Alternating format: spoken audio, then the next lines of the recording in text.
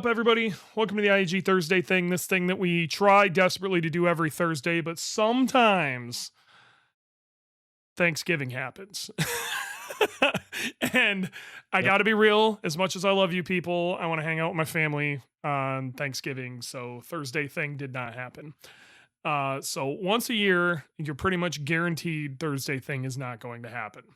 But um I don't know. I had a pretty good Thanksgiving, and now we're back from the turkey coma, and we can get back to doing Subaru stuff because that's is what it is. So this week, Warranty is not going to be here. He's adventures in adult land still. But we got producer Jordan here. Producer Jordan, what's up, buddy? How you doing? Doing good. My Thanksgiving was also awesome. It was a very fun time. Every year, my wife's side of the family, we go down to Florida. This year, we decided to go drink around the world at Epcot. Oh, that's cool. It was fun. My liver hated me. The walking sucked ass. The next day, oh my god, I was limping around with I was my about to cane. say, how was your back dealing with all that walking? Uh, it sucked, but I have to do it. I have to build up my muscles again and stuff like that. So kind of just have to power through it. But yeah, it sucked the next day. So, um, my family every year for Thanksgiving, we play a giant game of Screw Your Neighbor. We've been For doing your this neighbor, yep. since I think 2000. So we've been at this a very long time. We actually have a trophy, a Yeah, revolving who won this trophy year? that you get your name put on. And Megan, my wife, is the only two-time back-to-back winner. I was gonna say, didn't she win last year? She won last year and she won again this year. And it was Oh, Jesus. came right to the wire again. It was really good. It was man, it was intense. We all had a really good time, but we take that game very seriously. Like people show up just for the game. Like they're leaving their families and all sorts of crap to just make sure they make the game. The game is a big deal. Um I've heard it's very legendary, and I have to come see this at some point in my One of these life. days we'll try to get you into the game, but understand you got to leave your family for the game, you know. Yeah, yeah, I know. So speaking of card games too, we just for whatever reason, everyone decided to pick up euchre last week Okay. and learn euchre. Oh my god, talk about like cutthroat. Everyone was literally at each other's throat. There was at one point where my sister-in-law was arguing with her boyfriend for like 2 hours straight on rules. Euchre. It Oh my was god. funny. Euchre is a hell of a game. Michigan If no one knows how Michigan to is play it, you huge shouldn't for know how to play it. playing euchre. Dude, I could never get into it. But man, I like it. I actually really enjoy euchre. people love they either love euchre or they're just like I don't got time for this. There's It no in seems between with confusing euchre. at first, but it's pretty easy. Yeah. So, yeah, Thanksgiving went good. Um Randy killed it on the my brain is broken. On the thumbnail. Thank you, Randy.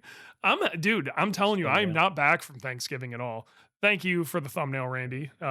He nailed it. I kind of gave him the idea of what we wanted and found a couple of pictures and he put some together and I always appreciate it. Um, so you just recently got some goodies. Let's catch up on some of the stuff that you've been up to. Actually, before we get Oh into yeah. that, no. Let's talk about some Spotify stuff. Let's talk about some Oh yeah, Spotify yeah. We stuff could do because that. this is super cool. Spotify Wrapped hit. Okay. Now, there's a little contest going on in the IAG Insiders Lounge today and tomorrow. And we're just on the backside of Black Friday. Ooh, we should talk about that real quick. Black Friday, man, it was nuts. So we did this. We've got this contest going. You can still get in on this if you're listening live, if you're listening after. Sorry, maybe next time. It's it was really successful, so we're probably going to do something like this again. But basically, the more you purchase, the more entries you got, and we're raffling off either an engine or 5 grand, whichever you need. And it's like people got really hyped about it, and just even if they just bought a t-shirt, you know what I mean, it worked out really well. So um we sold a lot of engines on Black Friday. We sold a lot of engines, just period. We sold a lot of shit this year. um I Company wide, we were doing okay. I know I did fairly well as compared to even last year, and that was also, I was all by myself last year, and this year I've got Robert also. So like, if I'm up plus he's doing well, we had a pretty good year. So And so say, sounds like it'd be a good year then. yeah, wasn't bad at all. I cannot complain. Yeah, again, really had a solid year. Was really like, I hope other I know a lot of other shops and stuff listen to this. I hope they did really well on Black Friday too, cuz it's Black Friday sucks.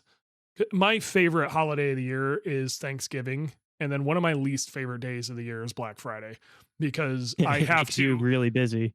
I'm crazy busy, and I just came off of like family and all sorts of shit, and like, it's, you're trying to hang out with family, haven't seen all these people, and then you have to like full stop that shit for the busiest day of your year to then go back to trying to do that. And then the drive back home, oh my god, dude, we hit so much snow and it was awful. um Oh, I'm sure. it was the worst. But I Black came Friday back was to sick. snow. um but there was a ton of crazy ass sales. I know a bunch of people picked up some stuff. We're going to talk about some stuff you picked up during that time. But right about this time every year, you get these end of the year things, and one of them is Spotify Wrapped. And we got some really cool stuff from Spotify Wrapped. And now this is just Spotify um numbers, but it was really interesting to see. But one thing I wanted to throw out there is we're doing a contest inside of the IAG Insiders Lounge, the Facebook group. If you post the top two listeners there, you can post the amount of time that you have listened. The top two listeners, I'll send you a t-shirt. Okay. So just top two listeners, you want a t-shirt, post it in there and you'll see it. So just IAG Insiders Lounge Super Group, check it out. So but the Spotify rap stuff was pretty interesting. We got some stats that kind of stood out, and some that I'm almost a little disappointed in. I don't know. I'll let you take it in. Um, but as far as new audience members, we grew 75% this year, which is, I got to be real, Ooh, that's huge considering, like, we're on what, our second and a half year, I guess is the second, yeah, say it's second and a half. We sec- started the like we transitioned from Facebook to this format back in end of grid life season of 23. yeah. So we got time into this, you know what I mean? But we grew Yeah. by 75% as far as audience. Okay. Which a lot of people listened. Okay. We got a whole bunch of new people listening, which I was surprised at how much that grew.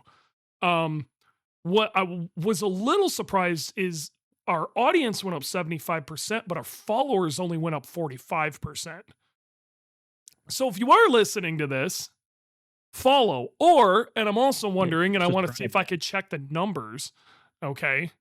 Uh Maybe they're doing that on other platforms. Maybe it's Apple. I haven't seen anything from that yet. And it could be, we also integrated YouTube. So people could be listening on YouTube just because it's easier. Um Yeah. Kelby, like, listen to wherever you want to listen to, man. And all it is a number. It's just interesting. Okay. Um Listening time I thought was interesting. 583,000 minutes listened, and that's up 18%. So I'm surprised listening time didn't go up a ton, but the new audience did. You know what I mean? So new people are listening to the stuff. I don't know exactly what the takeaway is. What do you think was our I wonder biggest if that's episode just from the last year though? from this past year. Mhm. Was it not? I have to feel like it's Three Tuners. No, Three Tuners was a year before. Was it? Mhm. Was it the year Yeah, before? I know, Oh, dude. A shit. lot of times passed. Um, what was another big one that they It dude, I it listened to surprised me. so many of them. It I actually listened to all of them. They all blend together. it kind of surprised me, and then but after I thought about it, I'm like, that doesn't surprise me that much. And I know this has actually had an effect in the community because the people I talk to are starting to use the correct terminology. But it was turbos for dummies. Oh, yeah, that's It a was good one. Oh, really yeah. good. 66% more than the average. Listen to turbos for dummies. Damn, It's huge. Um, we are the massive. top show, or we're in the top 10 for 637 people, which I thought was, decent. We're the single top show for 248 people, which Oh, hell yeah. I think that means there's a lot of people that like they listen to every single episode. And if we're their top show when you've got others that are popping 2 a week out or whatever, man, they're Where listening they to do it us. full time. Yeah, this That's is awesome. not a full-time podcast. There's no way of putting it. So, um yeah, so the Turbos for Dummies was our biggest episode last year. Uh and it kind of follows a trend, the kind of, I don't want to call them epics, but we take a lot of time to kind of lay out a full format. It's a highly informative episode. It's less of a community episode, more of a this is just hard info. And I end up handing these out to people. These are what I'm seeing is the community is passing these informative episodes that are just chock full of listen to this and you'll learn something. They're passing it around, and that is a good thing. So you guys are doing your job. Please continue to do that. Yeah, Make sure that's you what Serpenwolf said. He Yep. said it's the share with your friends episodes. We need to share all of those, the DCCD episode, the Three Tuners episode, Turbos for Dummies. I don't think this one's gonna quite fall into that, but I think I kind of want to. I'm at some point I'm gonna have to make something like this, where I think I'm gonna have to make a share with your friends how to go about a build, but I haven't quite figured out how to like start with that yet. Okay, but Like we're what, do a build episode, like where to start, you kinda. said? It's Yeah. gonna be a rough one. So, at the end of this episode, I have some interesting news too. Things are coming. So if you hang out, if you're listening, I think a lot of people might be interested in this. Some might not give a shit at all. Um, so let's talk about some stuff that you just recently got. Oh, yeah, You got a my build Black going on Friday this winter. shopping was You got a what was build it? going on this winter. Oh, yeah, yeah, and this is a build I've been wanting to do for a very long time, and I ended up stopping my build midpoint, not this past season, but the season before, just so I would have more track time rather than being stuck in a build. I practically made it for more street class and then just got the track, get the car out the track that season. Mhm. And then I had an unfortunate mistake or mishap at not last Midwest Fest, but the one prior. Power steering line popped, engine bay caught on fire, and then uh, engine car was completely fine for the most part. It's just a bad wire. It screwed up the wiring harness. So I pulled the engine out and I kind of just left it there because I was like, oh, I'm gonna throw more money at it, and then I Yep. ended up running out of money. um. So yeah, Black Friday, I picked up an M-Tron KV8 to handle all the electronics. I'm super excited about that. I was kind of stuck between that and going more budget friendly with the Link setup. But to be honest, by the time I'm done completely doing with Link, the money that I have invested in that, I should have just done an M-Tron. Yep. So I Especially for just went what you're with trying to M-Tron. do with that car. I mean, the reality of it is Especially, yeah. you're dude, you've kind of beat around the bush at this, but you're basically building a street mod car. Okay. It, So it, it is, and I don't necessarily plan to be like competitive out the gate with it. It's more of like I want to get it done, and then I want to get familiar with it first. yes. Um, And then, after the Mtron, I still have stuff for the Mtron I need to get, but, I bought a surge tank and a, fuel hanger to feed that, surge tank as well. Yeah, boy. It's, oh, Yep. yeah, it's a nice Fuel Lab surge tank. Yep. It's the same setup. I'm I pretty have the sure brushless surge tank setup. isn't it isn't it the one step above It it or is something like that? They came technically out with a newer they version? they have a newer version. You got the newer version. Mine is on the Hell older yeah. big one. You have the new big one.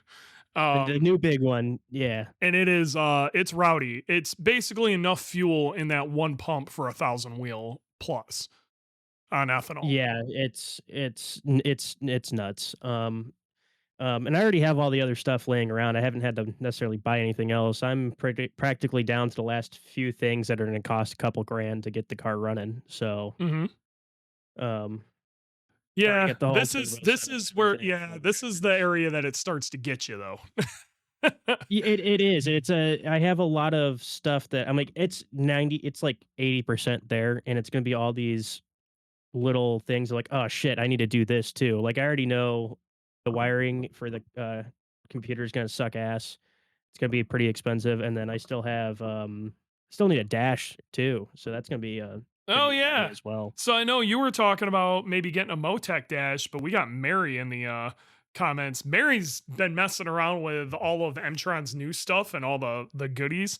Um Mtron has got some cool stuff coming. Like, I don't know if Mary's got a few seconds to come up on stage. I'd like to bring her up here. And she like when you mentioned that you were thinking about getting a Motec Dash, like she lost her shit. And she was actually talking to me, I think it was yesterday, about some of the new stuff with the Mtron Dash.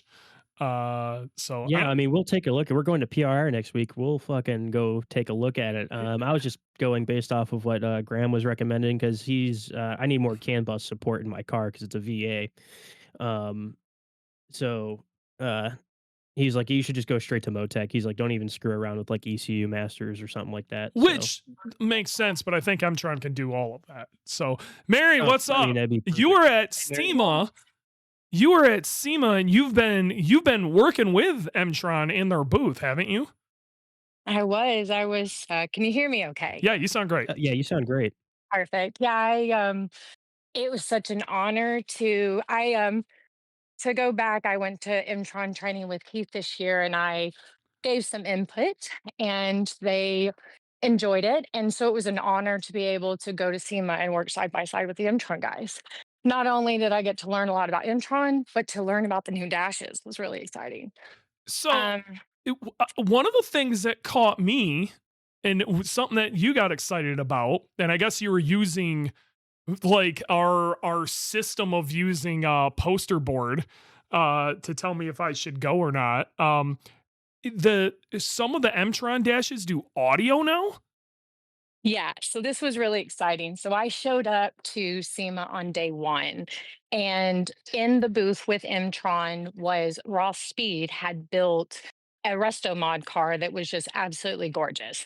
And part of this was that they were building this car that needed to be able to be a luxury, exotic type of driving experience. You know, these cars are worth hundreds of thousands of dollars and they're rented out for cruises.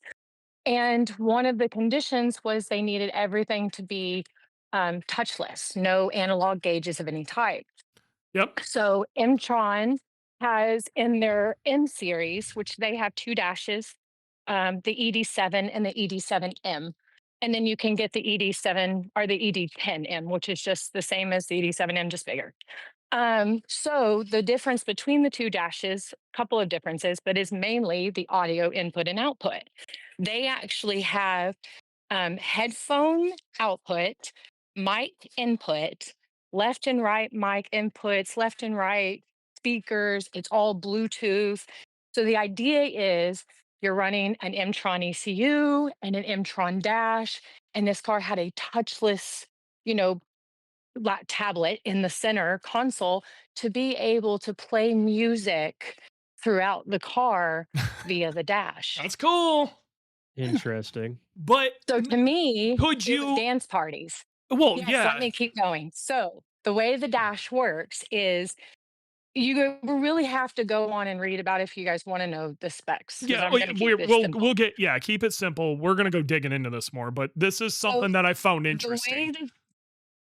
way okay, the way that it works is, it's got your built-in loggers, your built-in power management, all that stuff's really cool. But um, the audio and input. Sorry, I got really. There's also Wi-Fi in it, just so that you know, it's Wi-Fi capable. Nice. I got a little distracted. They also have it completely customizable. Like you can have a graphic designer go in and completely customize every aspect of the screen. Yep. When you realize how customizable it really is, you will actually call other things displays and no longer call them dashes. Yeah. And so that will blow your mind. So you can set up tables upon tables upon tables. You could display one bit of information, four bits of information. You can actually turn your dash into a logger and actually, like while you're driving the car, watch what your ECU is doing. You can actually have it set up on triggers. And one of this triggers was speed.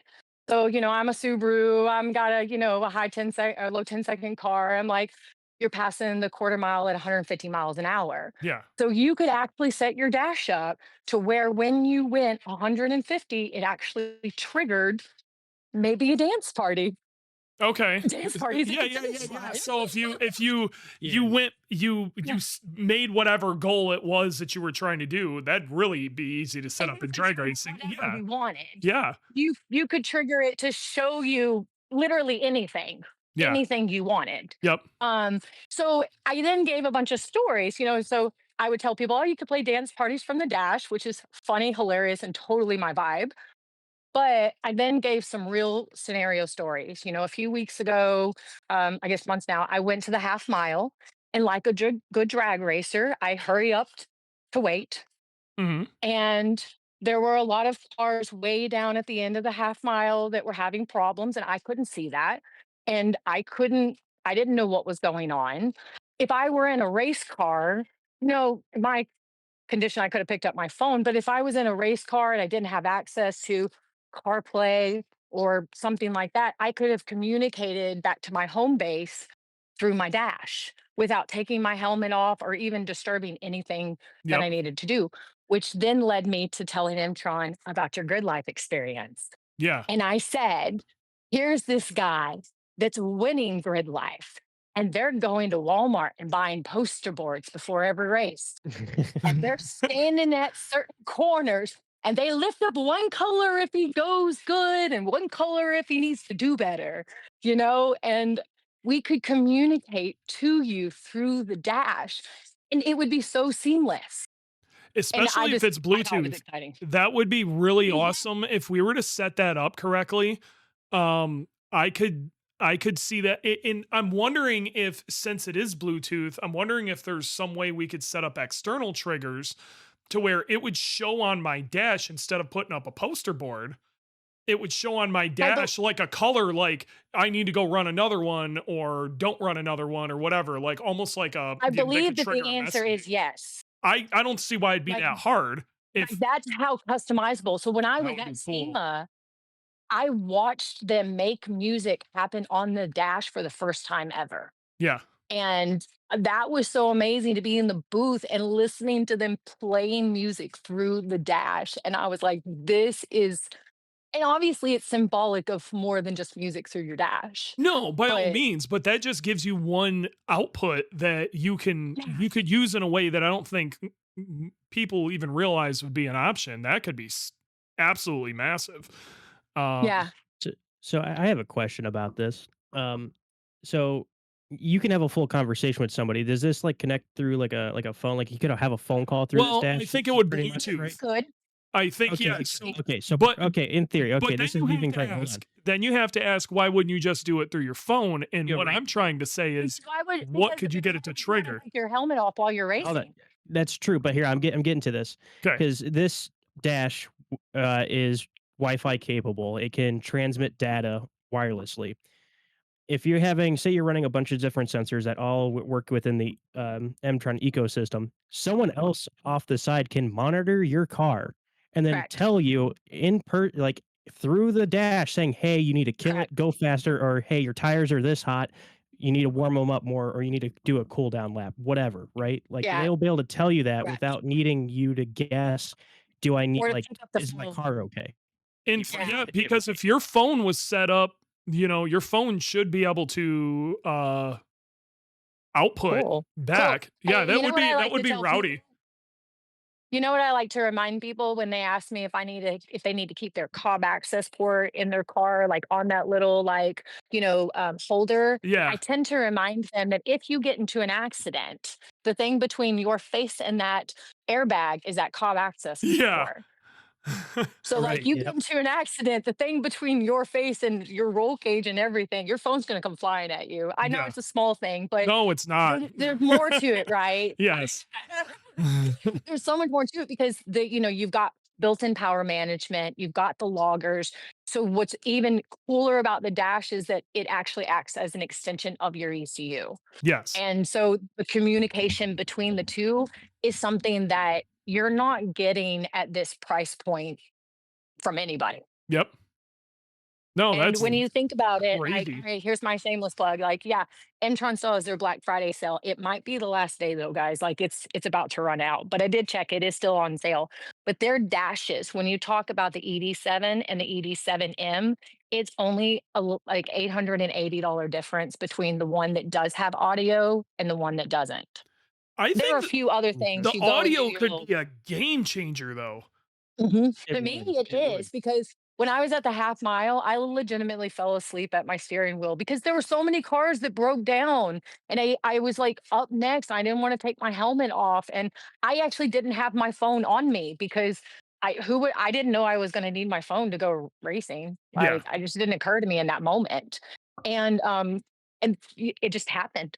And I thought to myself, God, if I had had audio through the dash, I would have been able to just, with my helmet on, just sit there and communicate Yeah. like what was going on. I didn't know there were I three mean, cars that had caught on fire in there's front of me. race radios and all sorts of stuff you can get, but then you're adding all these weird ecosystems in. If you can keep everything through True. one loop, that would be all in one spot.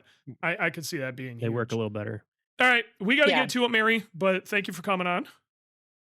No, thank you. And I will see you at PRI next week. Yep. Later. Yeah, see ya. So So that'll be interesting. I'm really I think it'd be, as a data standpoint, having being someone to all I'm saying, like. all I'm saying is I think we got a lot to think about next week when we're at PRI. Yeah, So yeah, we'll definitely take a look. that kind of segues into you need to build you need to think about what you're trying to build and put it together with a purpose.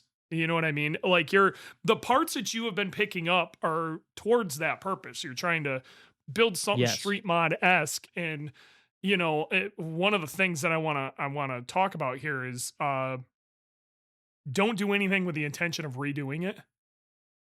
That's Yes, I 100% agree, yeah. and then a lot of people don't do that. No. So so first thing, like really what I want to get into is I think a lot of people build their car based on what they think other people will think is cool. Okay. Yeah. Not what they no, I again, you see this less in racing and more in street cars where people are just trying to make something that they think other people will think are cool. It's not necessarily what they want or they even think is good. It's just what they think is cool. And I think when you interact with people personally, like face to face, in real life, there's actually less of this than there is on the internet. I think things like Instagram, Facebook groups, YouTube has sensationalized things that are just not realistic. And people, are striving for things that just don't even make sense, honestly. So I the big agree, and then then they throw shit throw a bunch of different shit together just for the biggest number possible. yeah, or they're not looking at things as a system. You know what I mean? And Right. they're just trying to just throw all of it at it. without having any understanding of how any of it works, which also is that's another topic. But um, the first thing when you are looking to build your car, redo your car, modify your car in any way, like, and even if you've already done your car, rebuilt your car, modified it, like, you need to take a step back and you need to be very truthful. What are you trying to do here? Okay? There is a drastic difference between, like, let's say Boogie. Boogie is built for one purpose. It is to set lap records and win street mod championships. That's the only reason it exists, okay? Everything else is secondary. How it looks, what it sounds like, comfort, I don't give a shit. It is built to do one thing. That's actually a simple purpose, okay? Building a race car is simple because first and foremost it needs to be fast. You might put some stipulations on we want to stay within a particular class for either A, this is what we think we can win, or B, whatever. Or maybe you're trying to prove something and you're like, we need to keep a particular engine, whether it be for a sponsor, or you're just trying to prove something or whatever. But for the most part, rule number one is it's gotta go fast and do what it needs to do. Comfort, daily drivability, all of that, be damned. Now, what you will have is people see Boogie and they think that's what they want. I'm going to tell you right now, you don't want Boogie as a street car. You might want Boogie as a race car, but you have to understand that Boogie is not a street car. If you think you're going to take Boogie and drive it daily to work and deal with it, you're not. It's awful. Okay. I mean, you probably could, but you're right. It'd be awful. It's awful. It's awful. Don't do this, okay? Um and then so you then have to what you really need to ask yourself is what is this car going to be? And the vast majority of the people who listen to this are trying to build an enjoyable street car. They have something in their brain that is there this vision of this vehicle in their head, right? That is whether it's I want to be able to drive this thing daily, but I want to take my kids to I still want to be able to take my kids to school, or they've got it in their a Colin McRae slide through a corner, but I still want to be able to go to church with it, And the reason most people have went to Subarus, unless you own a BRZ or have gone full stupid race car like I have, um, is you got attracted to this in the beginning from a utility standpoint. Okay. A WRX got popular here in the States because it's a four-door car with all-wheel drive, but it's still a four-cylinder and got okay-ish gas mileage. But it was fast and it did sports car things. So it was like a wolf in sheep's clothing. You could really, Hmm. here's this do everything car. And that's what attracted a lot of people. And if you hurt that part of it, the car stops making sense. So, Yeah, definitely. and now some of us go into that wholeheartedly knowing what we're doing. You're a perfect example.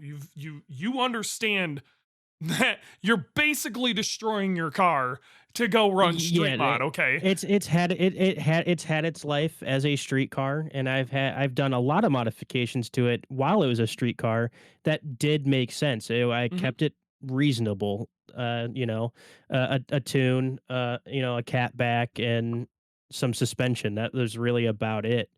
And then it's lived its life like that. It's now ready to be a race car, and it's a completely different build. It's doing it step by step rather than just throwing everything at it. We were talking a little bit earlier that when people start modifying their street cars, especially when they follow people on Instagram and stuff, they see this person that has this 1,000 horsepower Subaru or whatever car, and they're like, "I want that," but then don't realize it's not a practical street car, and then they just throw a bunch of without understanding what things do, just throw a bunch of different parts at it, big turbos, injectors, or fuel pumps, and then just mash it all together with and they run like an off the shelf tune. Yep.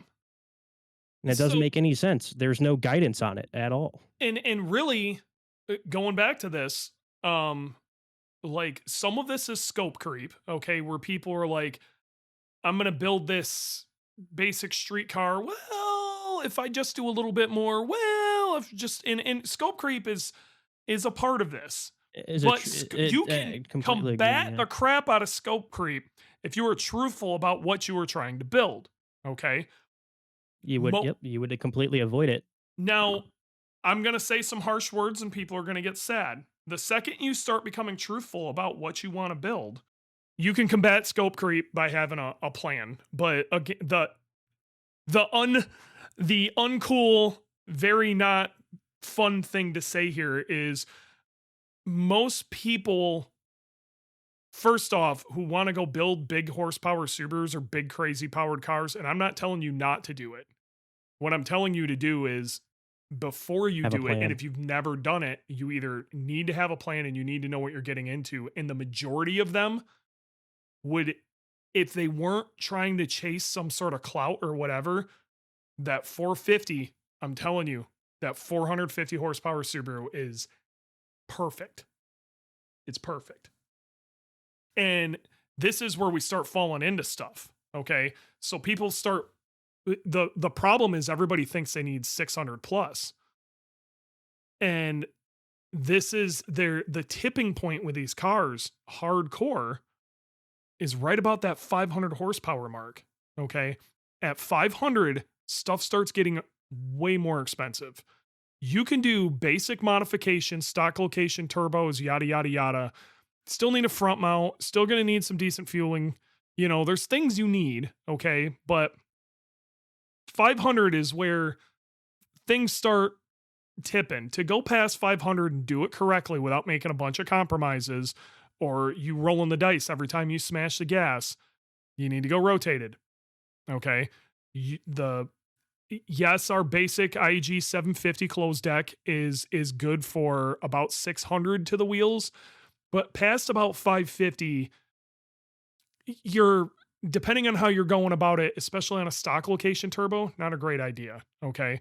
Um, you'd be smart by wanting the bigger head studs and the Firelock head gaskets, you know, things of that nature. You're looking at larger turbos and especially rotated turbos, and the whole situation is going to be more reliable and give you a fatter power band. And power band is something we're going to talk about here in a second because it gets ignored all the time.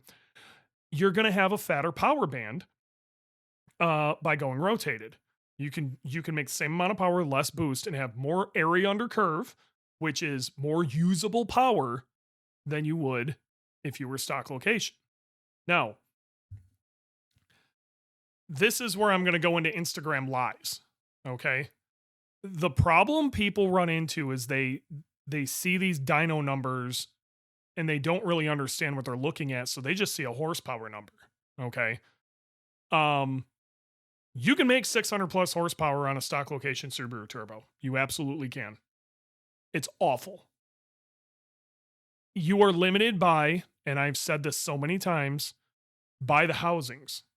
You can keep putting bigger and bigger wheels in these housings and it does not matter. It's still going to be shit. Okay. You're limited. Housing can only get so big. The hot side can only, the largest you can get is a 10 centimeter.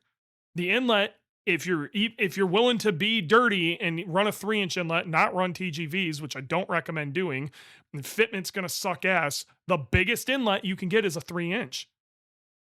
Okay. That's it. You are limited by that.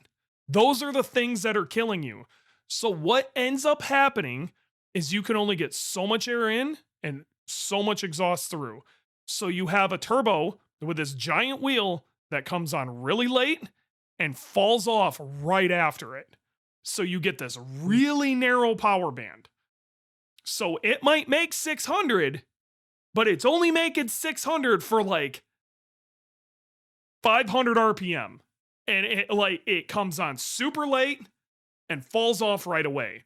It drives like shit, and it will be, and going back to the Spotify thing, and you guys definitely should listen to this when I use terms like this, boost threshold will be later, but it will also lag more because that wheel's going to have problems changing speeds quickly, and most of the time they're kind of crummy center sections and stuff.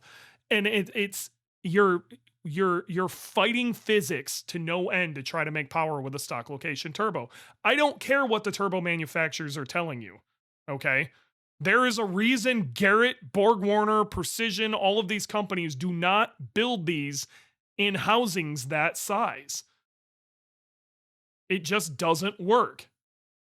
Okay, Nope. so turbo comes on late, turbo falls off soon, and it is laggy as shit. You hit the gas, take a nap until it comes alive. Okay, even if you're at the RPM you need to be at, you're past boost threshold, you hit the gas, and still nothing happens. This is why I preach so hard on that 450 to 500 horsepower stock location setup for people who want a really fast street car. Okay, Instagram has lied to you. A 600 horsepower stock location turbo really isn't any faster, except maybe on a drag strip and or maybe roll racing for a short period of time compared to a 500 horsepower, a whole 100 horsepower less, okay, stock location turbo Subaru, because it has more power band.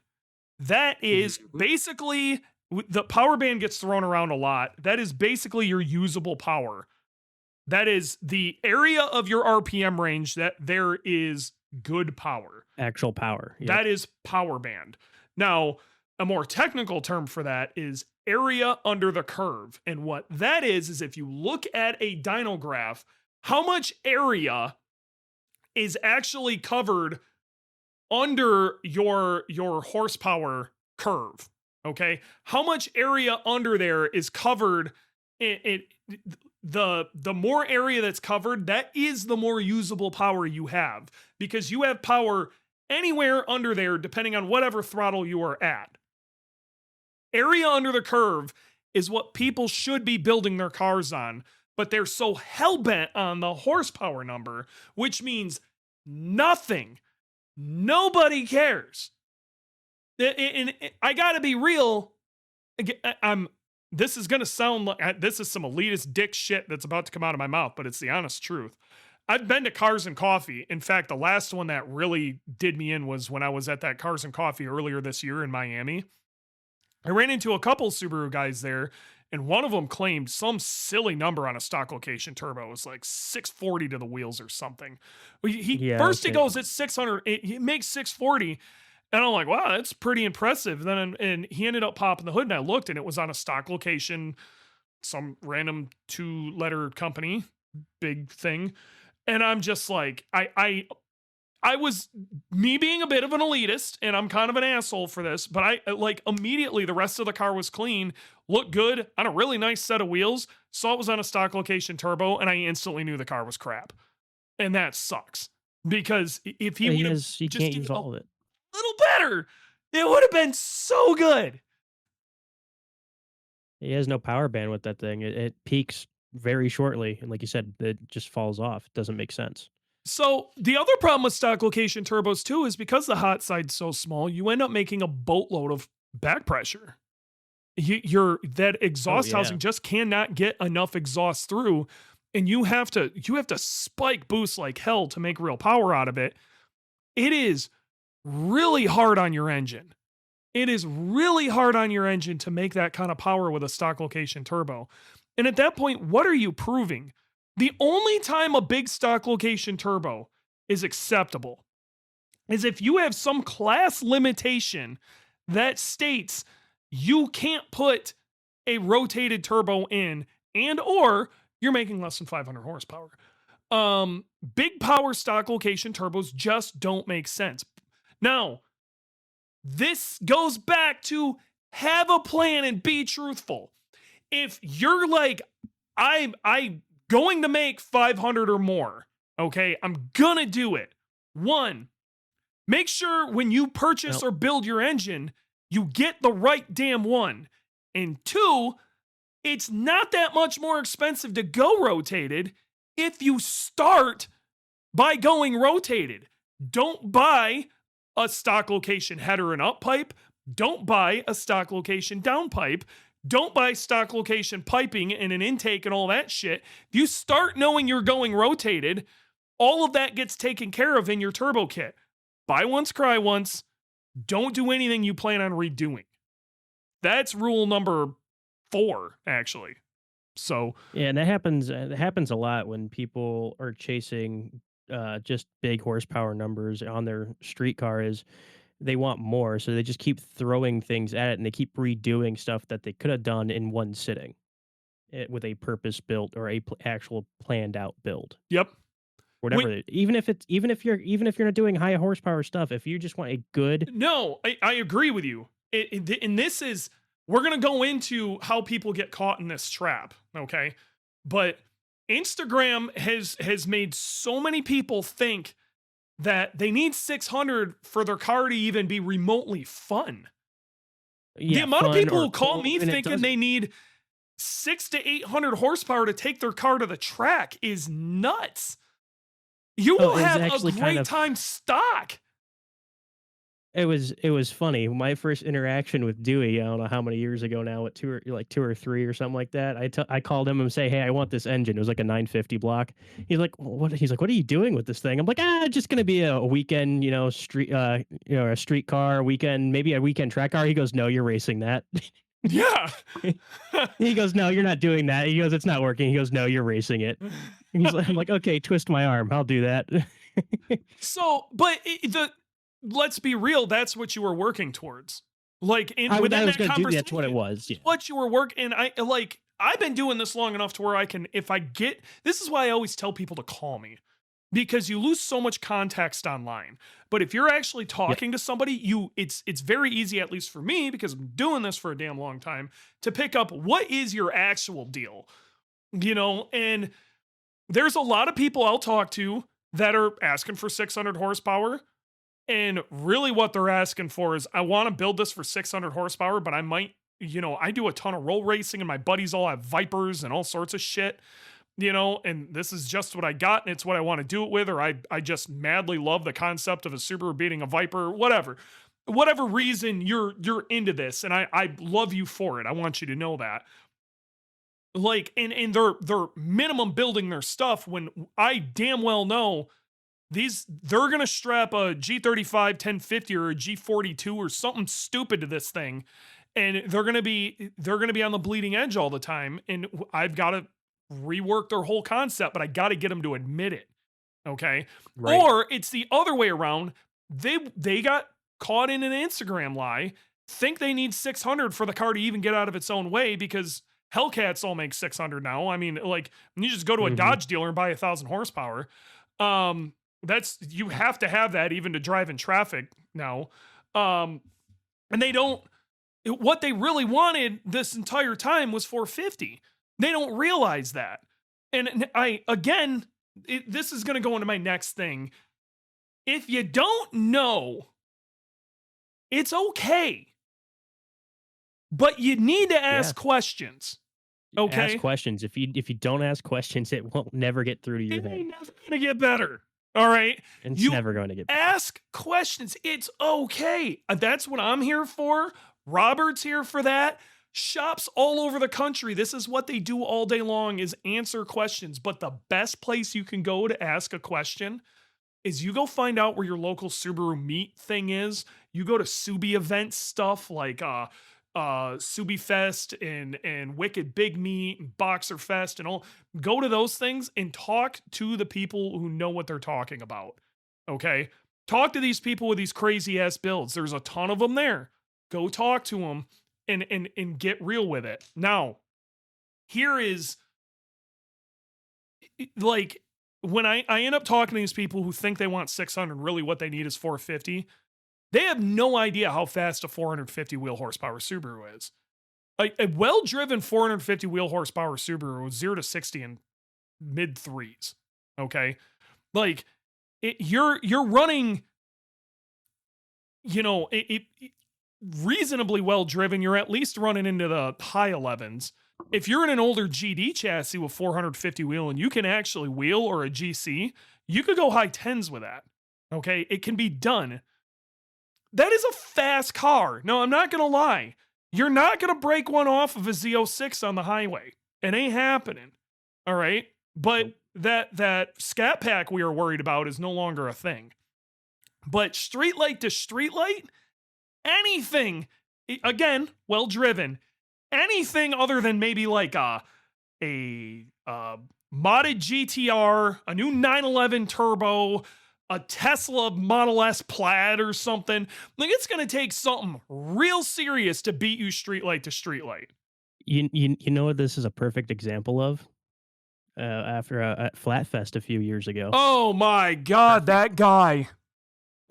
perfect example. Yeah. Okay, so we're at Flatfest, um, and we had this guy in a Subaru that had a LS swapped. I don't know which version or whatever, Some but big it was LS. Subaru. Yeah. And this thing had no plan. It wasn't cobbled together. I mean, it was just all cobbled together. He had no plan. He was talking mad shit, saying he's the fastest person there. And mind you, this is not a. This is just spectator drag because we're like This is an oval dude, this track, is a right? bunch of bros. Okay. This is literally a Bunch of bunch of bros. bros. And a bunch of bro And then cars, and it was nothing fancy. And this purpose build, I don't remember what chassis Subaru this was, but it was a stock location turbo. It was pushing maybe 450 to the wheels, Yes. and it was purpose built for what he wanted. This He guy wanted ran to do eighth mile a spectator bunch drags. and he spectator drags and he did a lot of streetlight stuff and he knew exactly Yeah, and he had a very small basic turbo on it. I don't remember what it was. It yeah, was it like was. a I don't remember ODG what it or was either, something. but it was stock location, Something super and simple.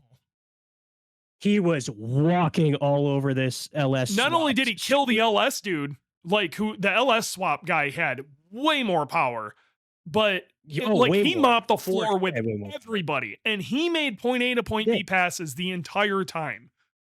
the I, entire time. I even And hopped in Kurt Rios. He had a GC there and he had me go out there and Kurt's trans wasn't the best, but it wasn't set up to do this at all. Okay. right. Um, Yeah. and Kurt's car, Kurt's car on kill is fast. When we had it on low boost, it was making like 600 and I think we made almost 8 on kill. And I was the Yeah. only one who drove it on kill. So I threw the thing on kill. So I was making 8. Now, this spectator drag thing was literally just, it wasn't even an eighth mile. It was Not even. Yeah. like, I It think the was second you very hit third in Kurt's car is when it was real short. Yeah, you couldn't Um, get to your power band, but it was a but perfect he example of took this out car Kurt's that had no car. plan. No play. Yeah, it was just it was not thought out for this whatsoever, and like the end result of it just really wasn't great. You know, and it isn't that it was LS swapped or whatever. It's just this guy just built this insane thing and talked all sorts of shit, and it was garbage. And then somebody who thought it out, like just really thought about what he put And he together, could actually use his power band dude, on his purpose built mopped car. the floor with him with 1/100th of the work put into the car. Yeah. I can tell you Yeah. right now that guy had the dude with the basic turbo setup had way more fun in that car. Was it a GR hatch? I don't remember. No, I don't think it was. I do Uh remember this though. I It was nuts. I remember it being silver, and that's really about it. Yeah. Now I do um again going back to this. It's if you don't know, it's okay. Okay? Ask questions. Within that, try to find a way to experience what I am talking about. Okay? I'm telling you, most Subaru owners that make piles of horsepower, they love taking people on rides, but they will also be the first to tell you, yeah, this ain't a good daily. Okay? And then you have a 450 horsepower Subaru person is way more like super amped to take you for a ride. They might even let you drive the car, but don't be pissed if they don't. People got a lot of investment into these Right. things. But to give you an idea, like it's so much faster than you think it is. It's so much faster than you think it is. And then the flip side of that is to build big power correctly. It is so much more involved than people think it is. It's not just a bigger turbo and more fuel. Like, still to this day, I've yet to see somebody go as hard as my buddy Filippo did. He might even be in the chat. He is in the chat. In fact, that's the car. I've never seen anybody go that hard with trying to do it right. And that's still to this day. And we got together and built that damn car. We're pushing 8-9 years or something now. I've never seen a fatter 800 horsepower on a Subaru ever. Period. Ever. It has got by far the most area under curve of any Subaru I have ever had any involvement with, because he was hell bent on doing it right. It was it, but the bill at the end of that one, even Filippo will tell you that was rough, but the results were incredible. But to get those kind of results, it is not cheap, because you are asking a 2.5 liter 4-cylinder, or in some cases a 2.3 liter 4-cylinder, to do some really ridiculous shit. Okay. You remember that engine was designed to make 240 wheel horsepower stock, and you're asking it to make 800. Okay. It's a little much. It's insane. It's crazy. Okay. It's crazy. And so understand, like, things are going to wear. You can't use that car every day. And there's going to be lots of compromises. Boost threshold's going to be a little later. It's going to make crazy noises. That is not a daily driver. It's just not. No. But I tell you what, and this isn't helping my cause at all here. If I got into this conversation with a dude who had a really bad experience with a shop the other day and with his Subaru, but he started trying to add it all up. Okay. And then he's like, I think I'm just going to go get an M3 competition, whatever. And I had a talk with him. I'm like, look, man, I get it. Okay. And you had a bad experience. You put a ton of money into this and it didn't turn out. A lot of it was, who you were dealing with and all of that. And, it sucks because there's a lot of Subaru shops out there that do things really right and they give up really, but there's a few Subaru shops that do it really bad, or just people within the community that have soured it for a lot of people. And they never got to experience the fun part of this, but he started adding it up and he's like, I'm going to go get an M3. And I'm like, dude, I get it. Makes sense for what you're trying to do. Cause when we're having this conversation, what he wanted was a highway monster. And I'm like, that ain't a Subaru. But what I did tell him is I'm like, we can build a highway monster with your Subaru and we can run those BMWs. We absolutely can. But it's going to cost a lot more, but this is one thing I can promise you. If you go win a race against a Subaru in some high-powered BMW M3 thing, you're just a dude with a BMW M3, okay, with a modded M3. Right. You go and take your STI and knock out a highly modded M3 on the highway, you're a legend. People will speak of you in Valhalla.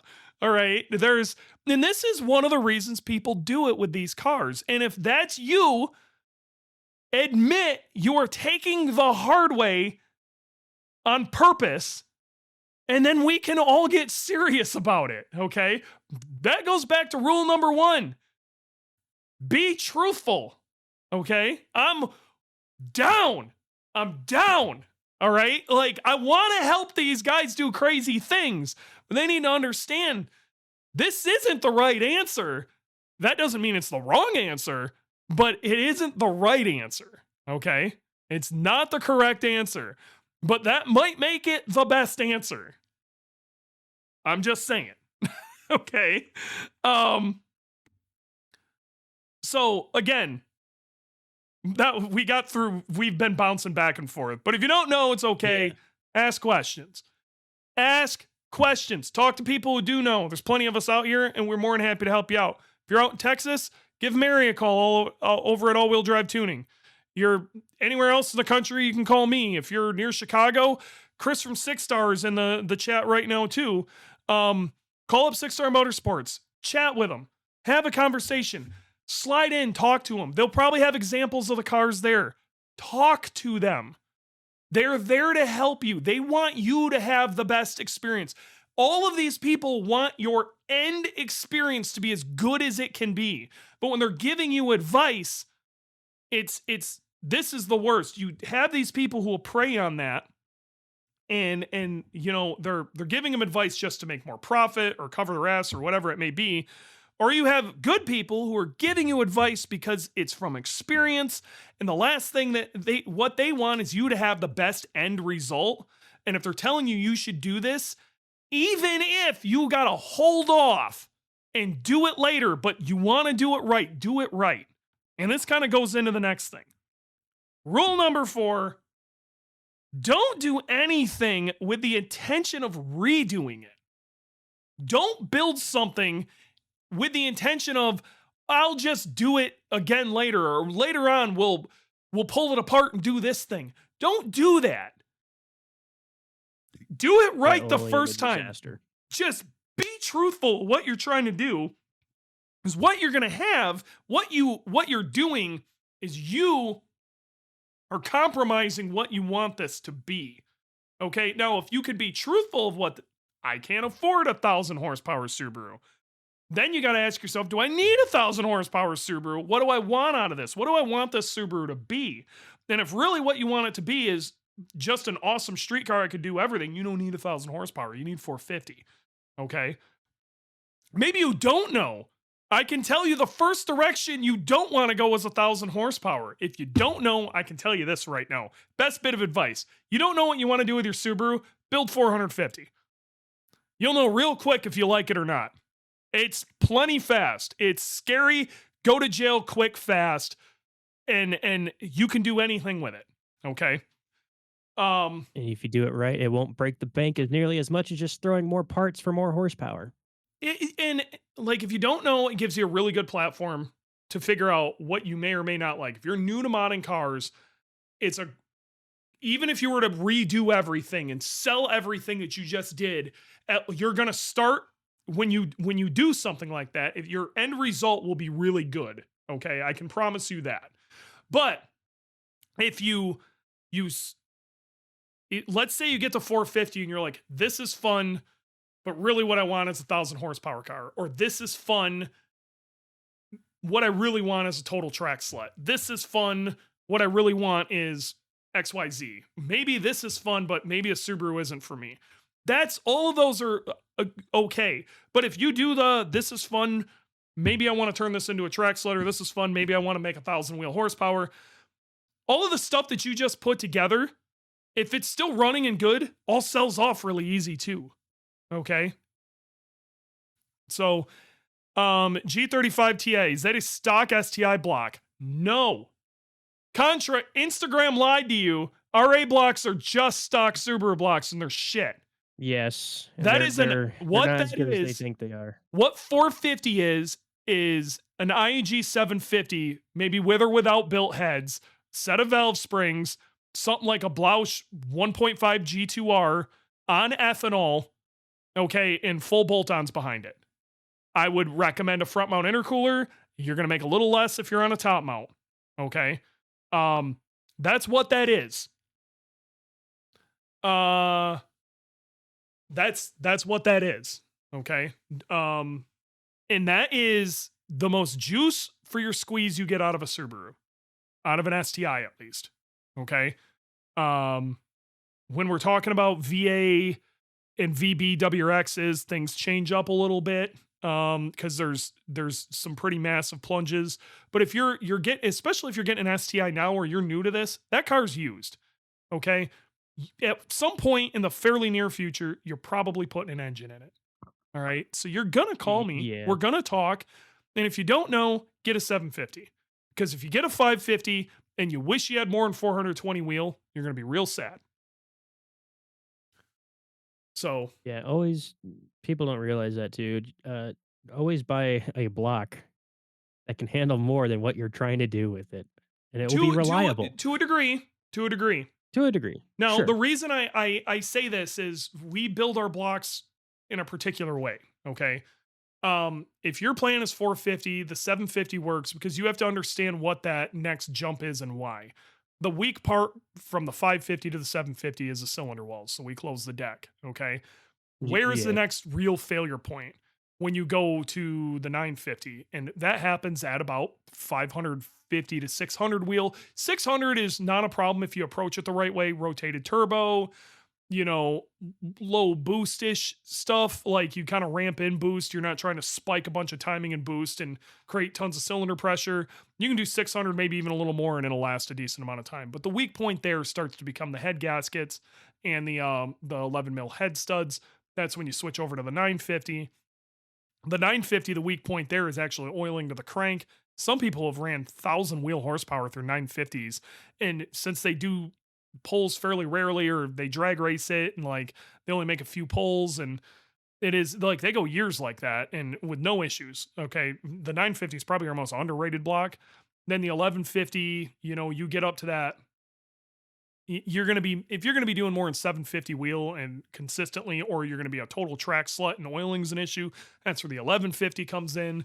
And if you're really serious about making 1,000 wheel or even over 900 and you want it to last it, like you're going to beat the shit out of it, get the damn billet block. That's when the case just Right. Yeah. completely becomes a problem. But but if you were to just go get the billet blocker in 1150 and you're going to run it at 450, I'm not saying it won't last a decent amount of time, but you would have been better served by a 750.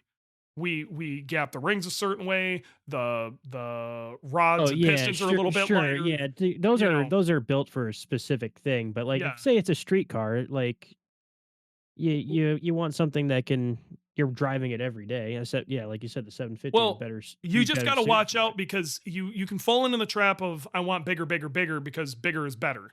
Okay, so like I Sure, want that's big true. cams and I want this big crazy block and all this, and then you're trying to use it as a street car and you think if you do all these big things it's going to be better, but you know big cams It's cause a true. lot of wear and it just it everything is a system.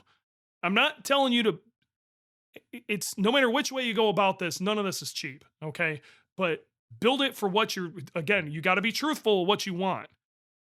Be truthful. And if you're truthful, you'll end up with the right parts. So Just be honest with yourself, people. that's what this all comes down to. And then, so again, the big thing here is don't do anything with the intention of redoing it. And you know, that comes with ECU and everything else. Like, or, you know, I'm not going to build the heads now. I'm going to get a 950, but I'm going to put stock heads on it. You know what I mean? Because I'm only going to run it this, but then I'm going to pull it out and I'm going to redo the heads. No, you're not. Well, so and that's a prime example of why my build kind of stopped where it was when I pulled the engine. Why would I want to take the engine out again? The less I have to take that car apart, the better. Yes. So why I had it apart, I just started buying more parts. And then when I like for what I wanted to do. And when I couldn't afford the parts anymore, instead of throwing it all back together and just winging it, you know, like, oh yeah, I can make it run this weekend because I could totally have the car running right this weekend Mhm. if I wanted to. But it's not going to be good. It's not going to be where it needs to be. Yep. No, I agree. Nick, I will answer that So it's question here in a hot second. I did not forget about you. Don't let me forget that question, dude. Okay. Um, so the last thing is again, and I already kind of hit on this. Horsepower really is a number that nobody cares about in the end. It doesn't mean anything. And I've said this many times, and I'm going to say it one more time. A properly built 500 horsepower stock location Subaru will eat a 600 horsepower stock location Subaru every time, unless it's a very specific case. But it'll be a much nicer car to drive, period. They can have the you'll be able to, exact same you mods, could just definitely different tell. turbos, and the 500 horsepower Subaru stock location again will be a significantly better car to drive. Yeah, I was gonna say, what I was gonna say is you can tell when a car is using its power band to its fullest. It feels smoother. It feels nicer rather than just a short burst of happiness, you know? Yeah, just it's just Yeah. it's not fun. Fat power bands in people. I wish people would start bragging about their power band versus bragging about their peak horsepower number. You know, I got to be real. Like none of us are making incredible peak horsepower numbers. We're dealing with Subarus here. Okay. Like you want to start talking about peak horsepower numbers. Let's start talking about GTRs and shit like that. Those guys make like 5,000 horsepower. That's not an exaggeration. It's literally what they make on those billet blocks. Okay. We're not making that. Okay. Right. Unless you're trying to make some sort of 1,000 wheel or more horsepower, it doesn't matter. Nobody cares about your 600 horsepower car. Okay. And your 600 horsepower car would be better if it made 500. Yeah, right. For So, sure. um, yeah, just make 500. It's so much better. It's so much better. So much better. So I guess that's kind of my old man rant. I want to answer some questions here real quick because people have been saying some stuff. So let's answer Yeah. some quick questions, and then I want to chat about something I might be buying. Um, Oh, I was totally gonna talk to you about this before, or we could talk about it we'll after here. Yeah, that's we'll see. great. We're gonna talk about it a little bit.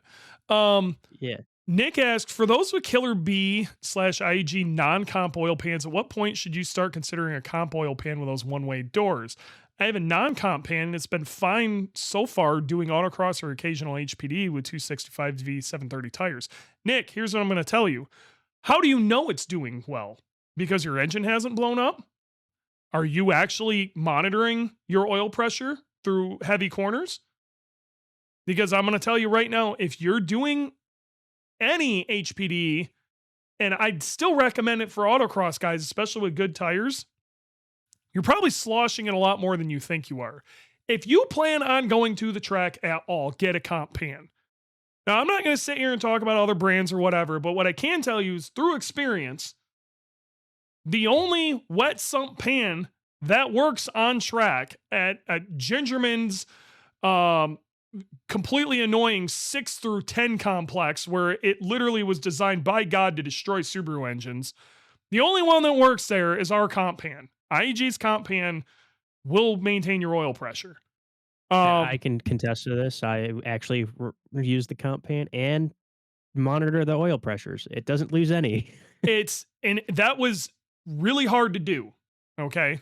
Now, we're not talking about other brands or anything like that. It's not where I'm trying to go. I'm just saying it works better than anything that I've tested way before I worked here on the market and discussion. If it would have existed when I first built Boogie, I don't think I would have went dry sump.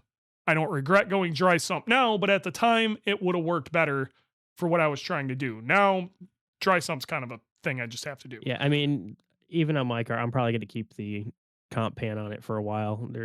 There's no need for me quite yet to go to a dry sump setup. Josh asked, for front mount, would it be recommended to rotate the manifold or leave it? Josh, I got to be real. It depends on what you're trying to build, but here's what I'm going to explain to you. If all you care about, if hundredths of a second are worth it to you, for you to reorganize your entire build, flip your manifold, buy a rotated a alternator relocation kit, pay somebody to redo your piping. If hundredths of a second are worth that to you, getting rid of AC, all of that, if that is worth it to you, then rotate your manifold. If it's not, if you're still out there looking for seconds, not tenths or hundredths of a second, it ain't worth your time. Yeah, it doesn't matter then.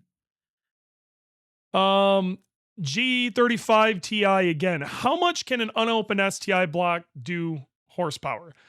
An unopened STI block is good for stock, basic stage 2 stuff, but how many basic stage 2, intake downpipe exhaust people have shit engines? Piles. How many stock STIs have shit engines? Stock. It's a dice roll. The problem is the engine is flawed from the factory. The stock pistons are trash. Okay.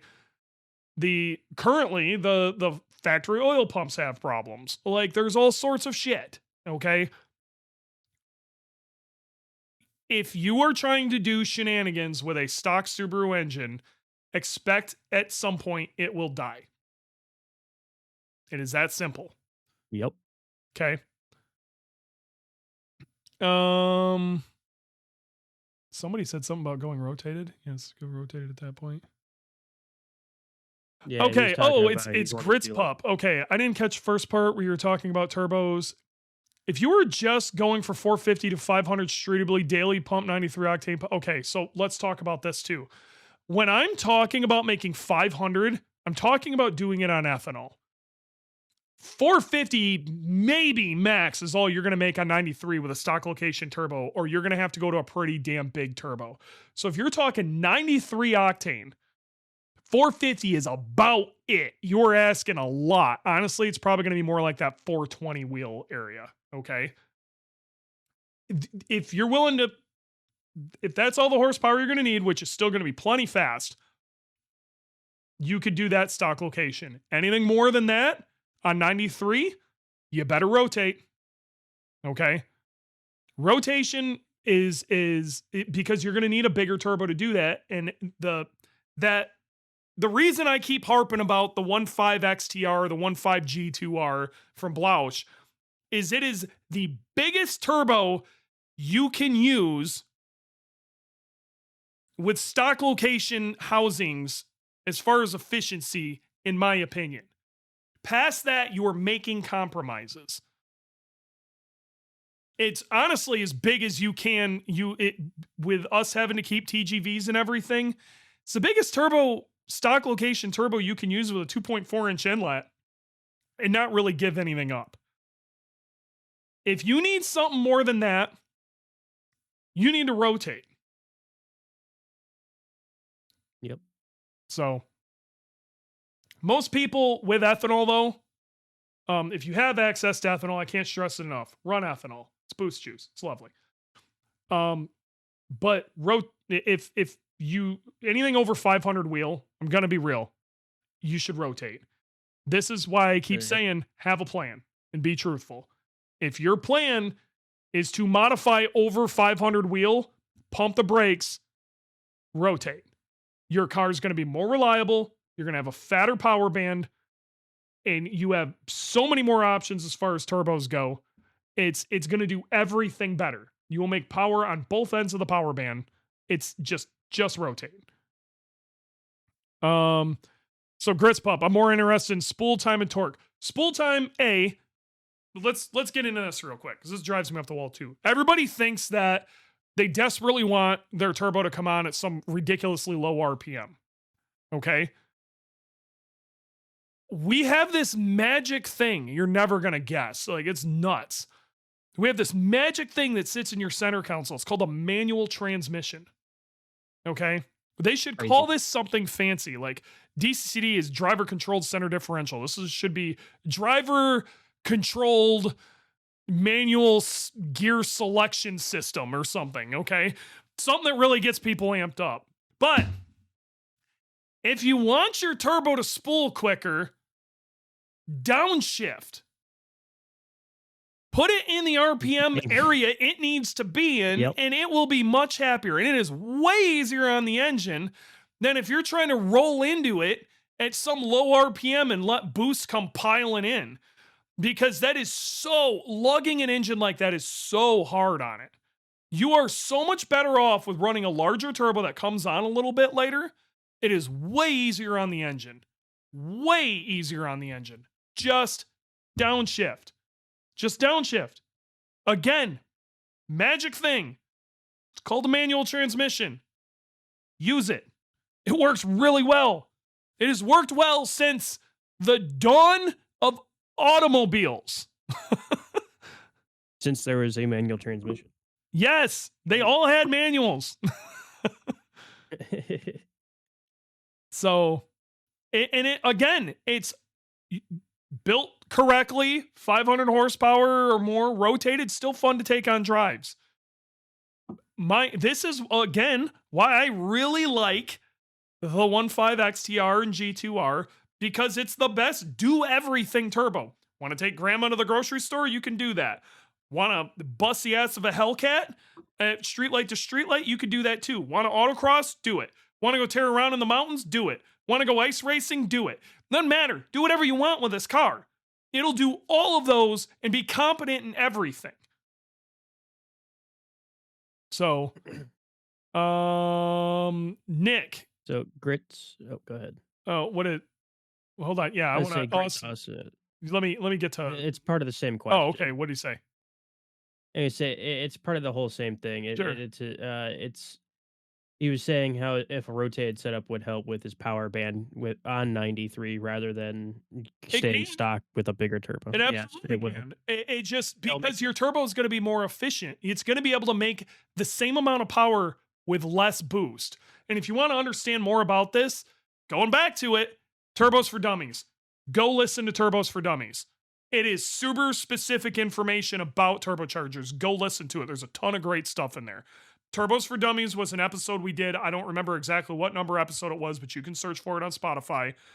And it's really good. Go listen to Turbos for Dummies. It's really good information.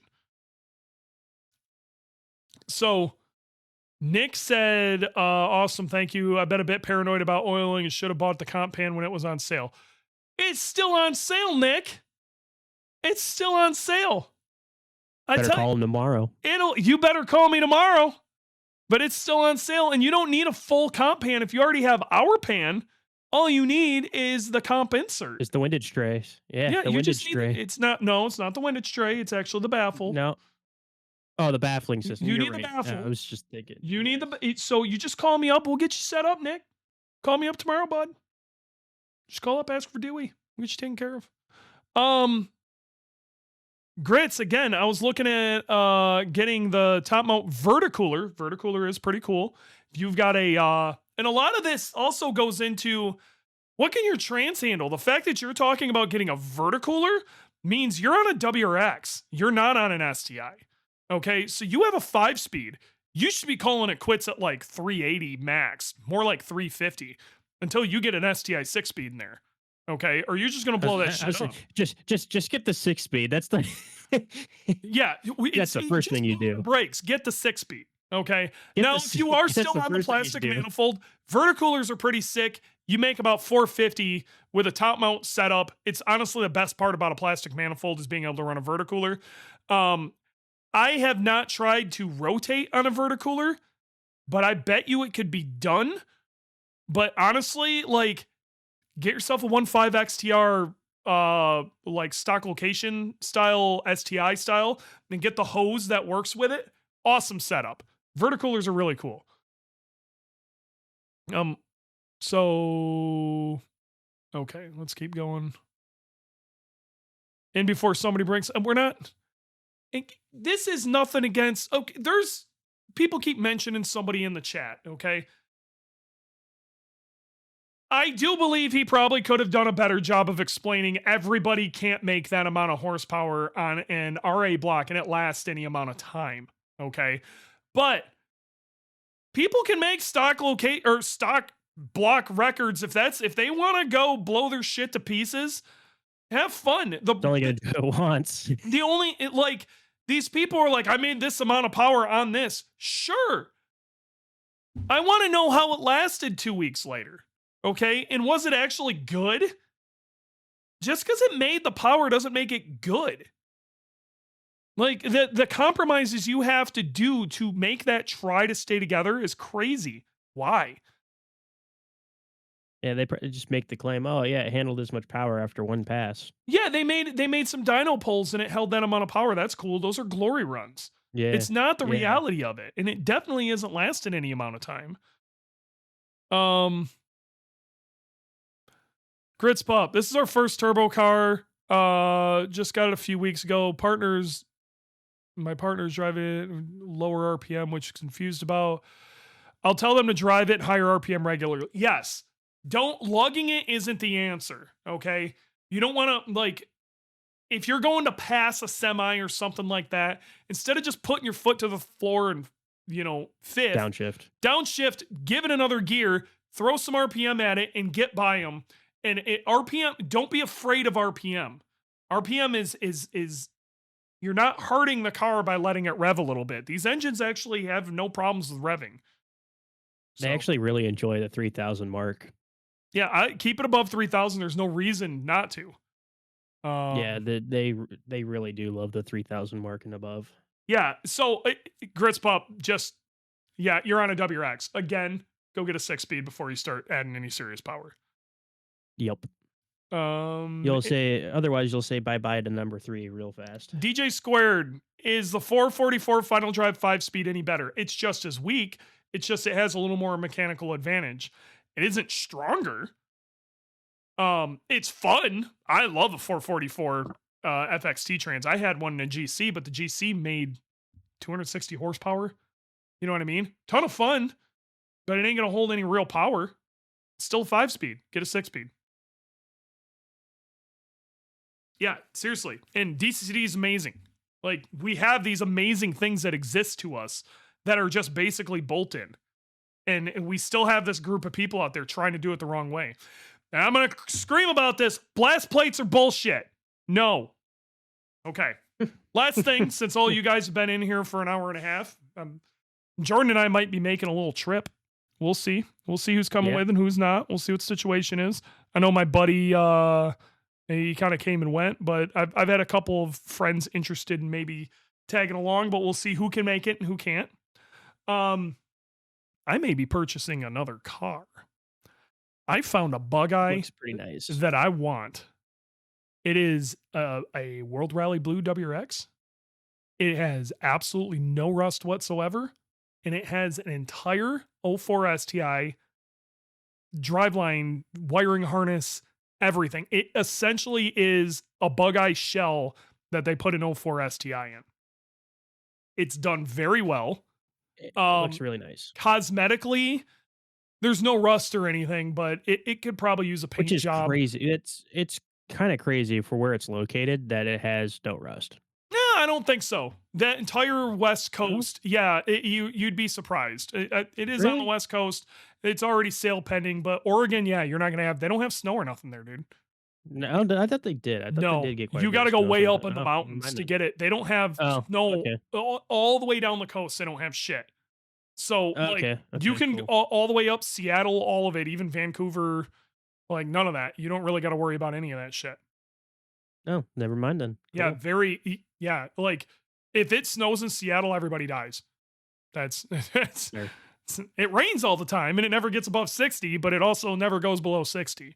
It's just 60-degree and raining there all the time. That's Seattle. Sounds miserable. But the car's exactly my wife, I talked to her a while back. I'm like, I really want to get another project car. I need something that I can replace the BRZ with. I want to go ice racing again, and I want to go on Subaru adventures again, and the BRZ kind of limits me for that. And I want to turn the BRZ into a GLTC car. Okay, I want to Mhm. FA24 swap it. I want to gut it. I want to cage it. Like, I want that. I want that really bad. So I've been poking around the internet, and you know, it's what I do when I'm on the toilet, and I tripped on this thing, and dude, it is exactly what I want. It's got the right stuff done to it with none of the other shit done to it. I'm gonna end up putting an engine in it. I know that. But right now the plan is Jordan and I are probably gonna fly out there and then we're gonna drive it back. And it's It's gonna gonna be be a a good fun time. time. What I would like to do, and I want to know from the audience members, those listening to this, I want to hear it in the comments, stuff like that. Especially on Spotify, leave me comments. God damn it. I need some comments. I need some likes. Let's see what you got. But my theory behind this is I want to show people how to go do things. I'm going to modify the car. You guys are going to see me modifying it. I'm going to build the 450 horsepower car. This thing I've been talking about forever. Okay. Grits Pup, we'll talk about that in a second. Okay. But long story short, no. So I want to go do things with this car because a lot of people don't know how to do things anymore. So simple shit like how to go to an autocross. How do you do this? What is the experience of going to an autocross? How do you find it? Go do the damn thing. Show video of us doing it, how they ended up class in the car and whatever, just go do the thing. Okay. Go do an autocross, meet some people, have a good time. Okay. And things, maybe things I would do different, or if you're trying to get into this, maybe a little quick review, yada, yada, yada. But I want to do things with this car. Go rip up back roads. So how to do tail the dragon the right way. How to go and watch a rally. Getting into a rally, completely different things. And maybe we could talk to some people about getting into rally. But these are what I want is things you can do with your Subaru. So I want to take it out to 100 Acre Woods and go to different rally stages and watch the cars tear by. And it's a lot of fun. And it's something I used to do in my silver car that I don't do a lot of anymore. Some of this, I even want to invite people with me so we get a little convoy going. We'll all go together, okay? But I want to show you how to do things. Like, what is the etiquette of these things? Because some people don't go because they're just wildly socially awkward. They don't understand how to mess with that, Like, I want to try to demystify it. How to go to certain, like a Subi event, and like how to talk to people and go meet people and where's the cool stuff and yada, yada, yada. That one's kind of easy. But like how to go to a basic track day, how to find it, what you should bring with you, what's the etiquette of doing these things. If I were a beginner, how do I go about this and finding these things? And I want ideas from you guys. What would you like to see how to do? Okay. Like, these are things that just came to my brain really quickly. I want to use it to maybe do a Subaru meet. Okay. And show people this is how you do a Subaru meet. Serapin Wolf's like, I might be able to get a couple of rallycross guys. I want to go to a rallycross, but I don't want to use this car at a rallycross. But if there's somebody else who might be willing to let me co-drive their car at a rallycross, I would be super down to do that. And cool, the whole process of this is what it is. Ice racing is one of those weird things that I think is one of the greatest things you can do with a Subaru, and nobody knows how to do it. And everybody should be praying for winter if you own an all-wheel drive Subaru. But I want to show you guys how to do these things, okay? And it's I want this to kind of be an adventure-ish car. And do neat and fun things with your Subaru, okay? So I'm hoping, like, do you guys see that vision the same way I do? Because I'm in love with it, but sometimes I feel like I'm crazy. So let me know if I'm nuts. If I'm nuts, I'll admit it, okay? But let me know. But I'm hyped. I've wanted just a well put together bug eye for a long time, and this is exactly what I want. And some of this is also like adventures in buying a previously modded Subaru. Okay, I want to show people the ins and outs of already modded Subarus, or Subarus that maybe they've been modified and things to look for. Because everything's going to be messed with at this point, especially clean Subarus. They're probably enthusiast owned. So you're not going to find a clean Subaru that hasn't been messed with unless you're willing to pay like 50 grand for it. Like that 04 STI on Bring a Trailer right now. And then you're going to be afraid to go Subaruing with it. I want you to go Subaru with your cars. Okay. So, Grits Pup, any experience with Torque Solutions high flow volume intake manifold? Well, I'm going to tell you what I tell everybody else about Torque Solutions. I don't recommend anybody buying stuff from Torque Solutions because they're an absolute cancer to the aftermarket automotive industry. They do nothing but knock off other people's parts. That is a knockoff of an old Cosworth manifold, but from just a basic perspective on your end, that would wreak havoc under your hood for nothing. At the power level you're looking at, you're going to make basically no gains. It's not worth your money. Okay. Not worth your money. Don't worry about the manifold being lighter weight or whatever. It all comes down to flow. You're splitting hairs with this. Okay.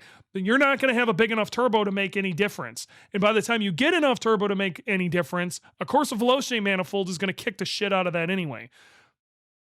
That's not what you need to do. Plus, if you want to do a verticooler, that high flow intake manifold is out the door. You ain't going to be able to use it. So that's a waste of your money.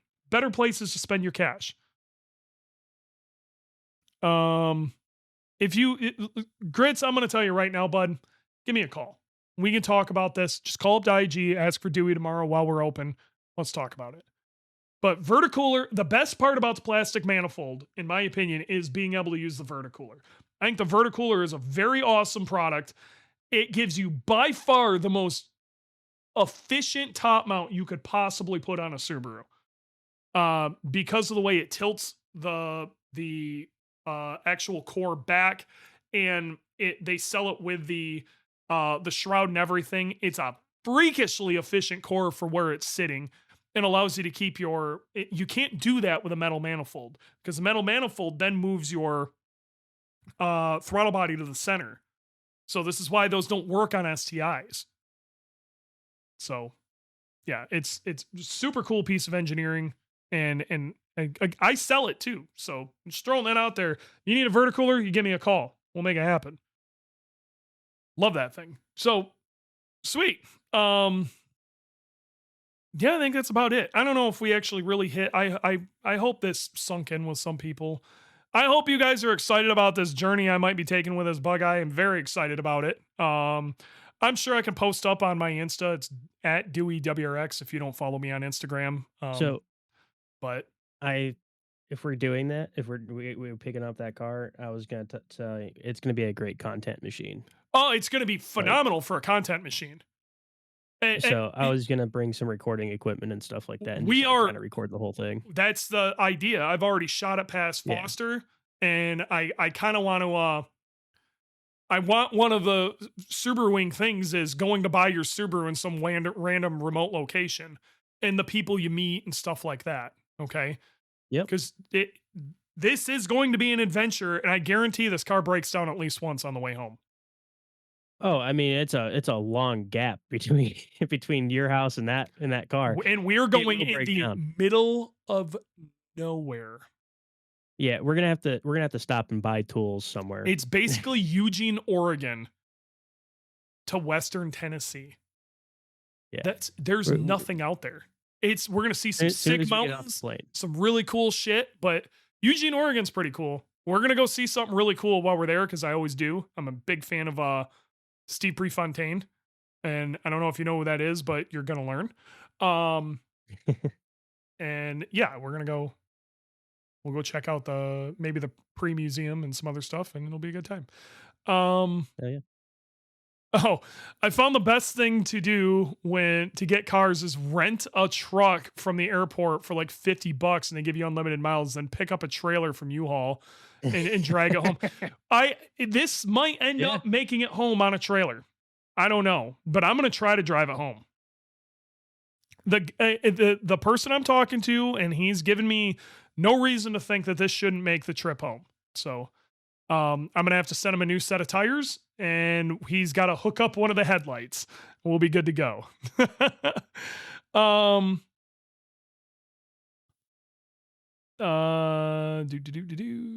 Yeah. I think that's pretty much a thing, man. DJ, yeah, I think that's a thing. I'm still answering questions here. Rebuilt last year is also Forester 6-speed non-DCCD. It probably doesn't have a front diff if it's non-DCCD. Non-DCCD Transes almost never have the front diff. That stated, it's still just as strong. It's just you're missing out on DCCD and the front diff. And those are like two of the best reasons to get a 6-speed. Not saying it won't hold the power, but the 6-speed with DCCD and the front diff, like it turns the car magical. Okay. So either way, it's been real. It's been fun. It's been real fun. We will see you guys next time.